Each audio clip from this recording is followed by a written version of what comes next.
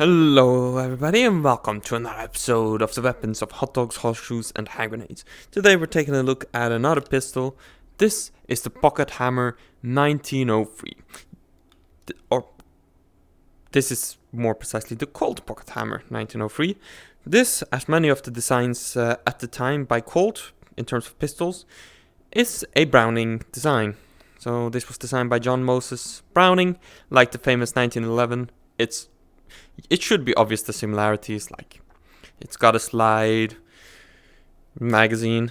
It has no manual safety though, and it is chambered. Let's just lower that one for a bit. Oops, meant to grab this. In this cartridge, this is 38 ACP. It was introduced in 1903, though the majority of production happened after 1903, with about 1,000, I believe, produced in 1903. It is a locked breech design, however, due to its the design of the locked breech, it does not facilitate high power cartridges. I believe 38 ACP is equivalent to about 9mm parabellum, which of course, that's not too bad. That's still in use today after all. Of course, 38 ACP isn't used anymore in 2020 at the time of the recording of this.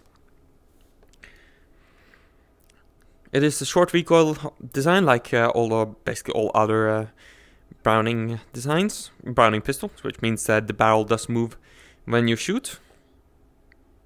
And yeah, I don't know what more to say about it. It has a 8-round magazine capacity, or is it 7? 1, 2, 3, 4, 5, 6, 7. 7. I can't count. It has a 7-round magazine capacity. Simply pull back the slide and it is ready to go.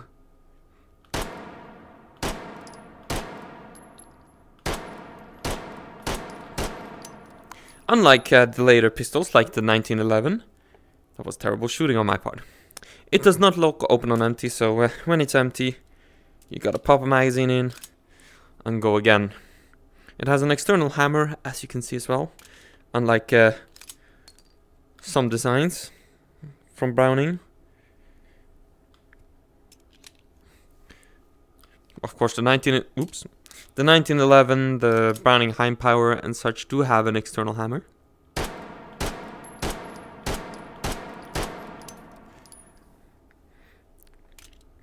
The sights on this thing are atrocious. It's basically impossible to see the notch unless you look very closely. You're basically just lining the top of the front sight with the top of the rear notch.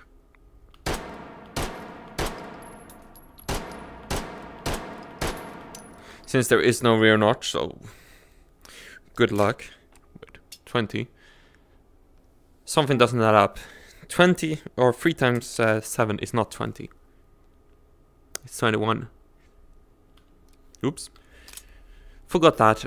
That's one annoying thing. I do like my pistols that have that lock open on empty, since then you know when you're empty, you just release the slide and you're ready to go.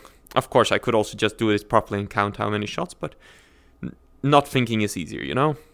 3, 4, 5, 6, 7. 7. Well, pretty decent. So if you count your shots, you still gotta pull it back because you can't release the slide to close on it. Oh well.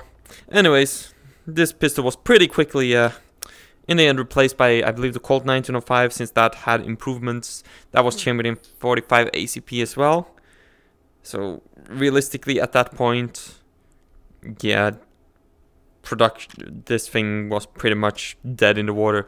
It did keep on production until 1917 though, when production was halted due to, well, there was a little thing called World War I going on. And at that point, after that, more were assembled of these, but only from existing parts. No more new parts were produced. Overall, I believe it wasn't the most successful Browning pistol, but I mean, it looks like a typical pistol, so it does follow the Browning legacy, and it did eventually lead to the 1911, very famous gun. So, all things considered, it didn't do too bad historically, even if individually it didn't do all too well. So yeah, that covers the Pocket Hammer 1903.